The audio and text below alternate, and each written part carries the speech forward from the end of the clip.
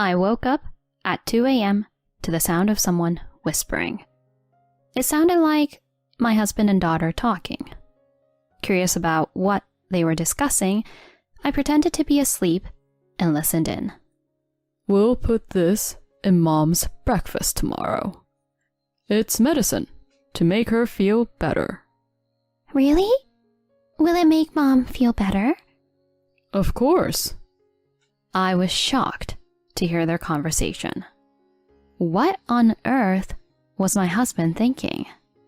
And then the next morning, believe it or not, he was rushed to the hospital in an ambulance. Sensing his scheme, my daughter and I decided to take certain actions. Please enjoy the surprising twists and turns that unfold next. My name is Ashley, and I'm 35 years old. I work hard at my job every day. My family consists of my husband, Carl, and our 6-year-old daughter, Emma. Despite being busy, we enjoyed a happy life as a family of 3. Carl has loved cooking since he was a kid and had just opened his dream restaurant. Since it's a new venture, we didn't have many customers yet. I wished I could help out at the restaurant. But since its income wasn't stable yet, I had to continue working to support us financially. I'm sorry, I can't be of more help, especially when things are tough. He shook his head vigorously. Don't apologize. Thanks to you, we can manage even if the restaurant is running at a loss. I'm sorry for the burden. Just wait, I'll make the restaurant successful. I'm looking forward to it, honey. Just don't overwork yourself, please. I responded, always supporting his dream. Little did I know that something unexpected was about to happen.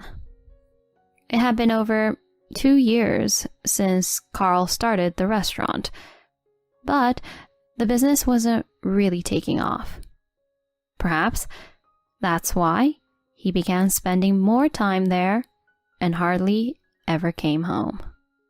He had hired a young waitress, but that wasn't enough. He seemed to be handling everything from prep work to cooking and cleanup mostly by himself. I was worried about his health as he was working day and night. I offered to help a few times, but he always gently refused, saying, Don't worry about me.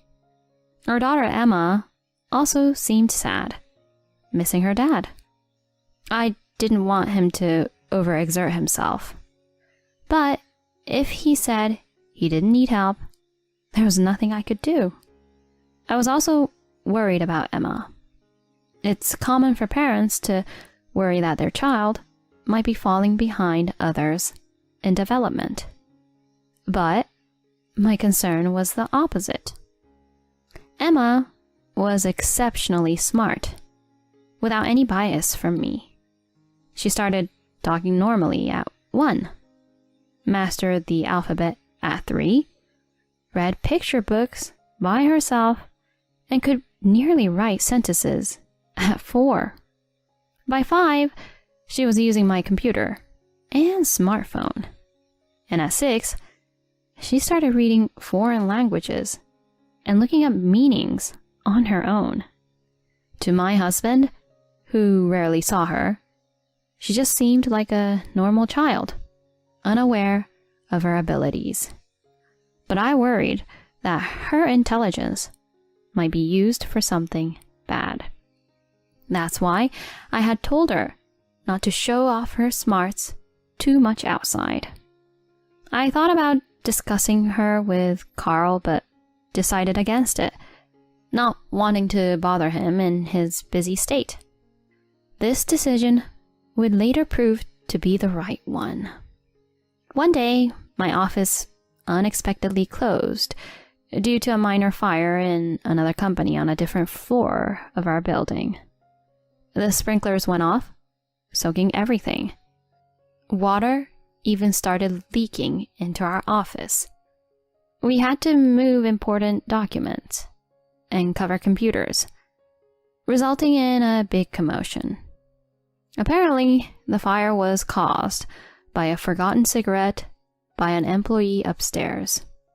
What a nuisance for us. Until the repairs were completed, our office was closed. This sudden day off left me feeling a bit lost. I considered picking up Emma from daycare, then had a thought. This was the perfect chance to help at Carl's restaurant. I headed there right away. Thinking it rude to show up unannounced, I called Carl, but he didn't answer. He must have been too busy. When I got to the restaurant, I felt something was off. The flowers outside were wilted, and the place was eerily quiet. Inside, there were no customers. Then, I heard laughter from the kitchen, Carl's voice, and the waitresses. They seemed to be having a great time. I couldn't quite explain it, but I had a bad feeling, like a woman's intuition. Peeking into the kitchen, I saw Carl and the waitress goofing around, too close for a boss and an employee. He was touching her cheek, almost ready to kiss her. I couldn't help but call out, "Hey, what are you two doing?" He turned to me with a startled look, his face turning pale, and quickly stepped away from the waitress. She noticed me and hurriedly moved to another part of the restaurant. Their behavior seemed suspiciously like they were trying to hide something. He gave me a forced smile. Oh, Ashley? I'm surprised you came by unexpectedly. What's up? You know, I have my own schedule here. It's really inconvenient when you come without an appointment. The office had a bit of trouble, so we closed. I thought I'd check on the restaurant. There aren't any customers. I thought you were busy since you didn't answer your phone. Well, customers usually don't come until lunchtime. It's pretty slow around this time. I didn't notice the phone ringing. He looked uncomfortable, his eyes darting around. I had a lot I wanted to say to him, but I had planned to help out, so I tried to do just that. But he said, "It's okay. We have enough help. Customers will be coming soon," and practically pushed me out of the restaurant. His strange behavior left me feeling uneasy. Later, I waited at home for his return, but he never came back that day. After putting Emma to bed, I stayed up, waiting for him. The next morning, Carl sneaked back home early. I caught him trying to slip into the living room and called out from behind, "Welcome back. You're being awfully careful just to enter the house." Whoa. You're awake? I thought you'd be sleeping. He avoided eye contact with me the whole time, looking pretty awkward. Annoyed, I confronted him about his shady behavior with a waitress at his restaurant. "What's the deal with the waitress you hired? You two seemed pretty cozy. And yesterday, you were about to kiss her, weren't you?" Hey, don't talk nonsense. She's just an employee. Yesterday, she said she got something in her eye, and I was just trying to help her out. I didn't believe a word he said, but without proof, I couldn't press the issue further. So I apologized. Seems like I misunderstood. Sorry about that. Changing the subject, I asked about the restaurant. His expression turned serious. To be honest, the business is struggling. We're not getting enough customers and are operating at a loss. If this continues, we might have to close. I'm planning to talk to the bank about a loan. Hearing this, I felt disheartened. His restaurant wasn't doing well, and we were already cutting corners everywhere. And now, we might end up in debt too. Despite my gloom, I had to stay upbeat in front of Emma, our daughter. Then one day he suggested, Let's go on a family trip. Looks like we might get the loan from the bank. I think we can take a break and make some great memories before things get busy again. Indeed, we hadn't been out much due to the restaurant's troubles. Hearing about the trip, Emma was even more excited than I was.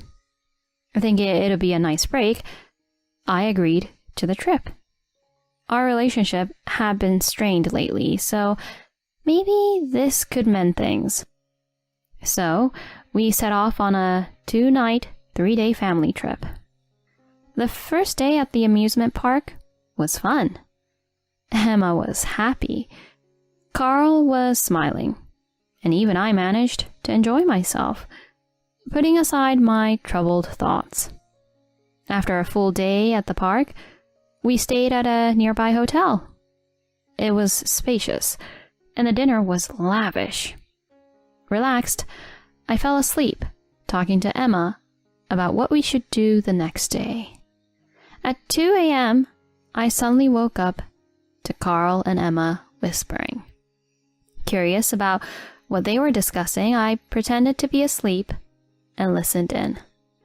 Listen, tomorrow we'll put this medicine in Mom's breakfast. She's been so tired from work, right? This is a nutritional supplement. Mom will get better? Yay! But why keep it a secret? Just tell her it's a health supplement.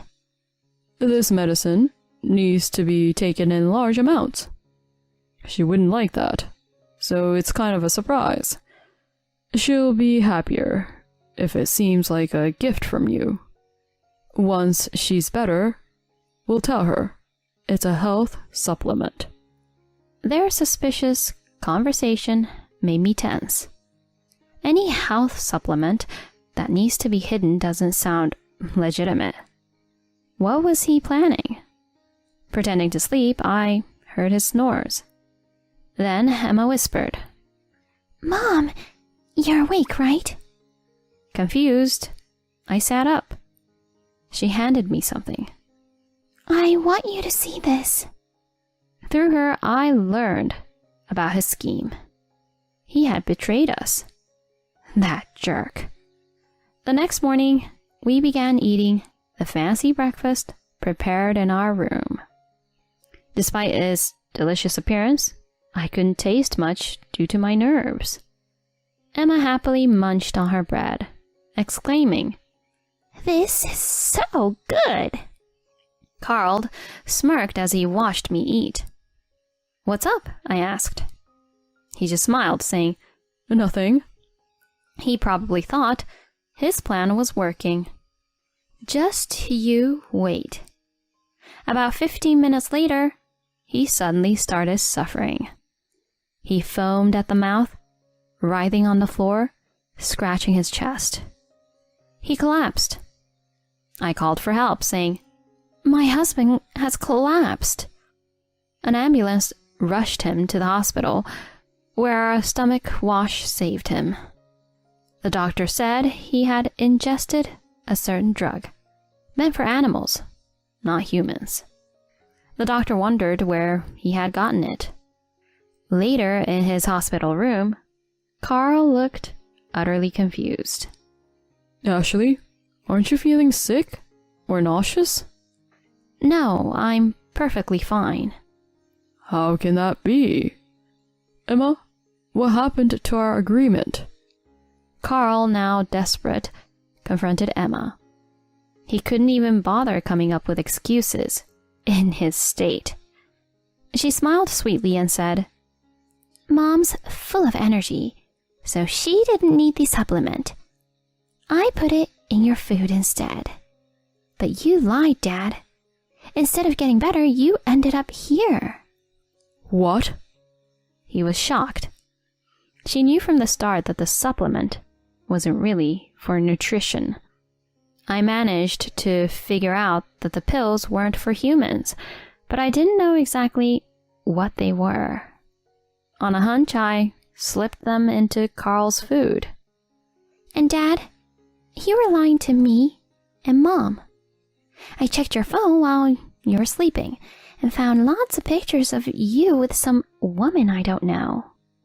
That night, she had handed me Carl's cell phone. She'd figured out his password from his notes. The phone was full of pictures of him and his mistress, some in their underwear, others hugging tightly. There was no denying it. He had been cheating with the waitress at his restaurant. Just a colleague.